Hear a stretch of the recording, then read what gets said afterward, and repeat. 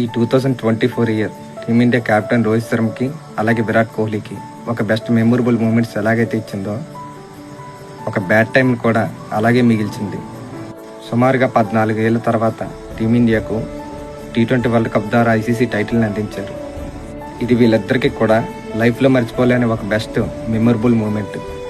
కానీ T20 world cup గెలిచిన కాసేపటికే వీళ్ళిద్దరూ కూడా T20 ఫార్మాట్కి రిటైర్మెంట్ ప్రకటించి ఫ్యాన్స్ అందరికీ కూడా షాక్ ఇచ్చారు.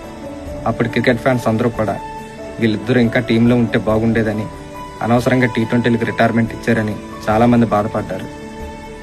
కానీ అదే విరాట్ కోహ్లీ, రోహిత్ శర్మ న్యూజిలాండ్తో జరిగిన టెస్ట్ సిరీస్లో అలాగే రీసెంట్గా ఆస్ట్రేలియా జరుగుతున్న టెస్ట్ సిరీస్లో సరిగ్గా ఆడట్లేదని, ఫామ్లో లేరని, బాగా పెర్ఫార్మెన్స్ చేయలేదని, వీళ్ళిద్దరూ కూడా టెస్ట్ ఫార్మాట్కు కూడా వెంటనే రిటైర్మెంట్ ప్రకటించాలని విపరీతమైన ట్రోలింగ్స్తో సోషల్ మీడియాలో పోస్టులు పెడుతున్నారు.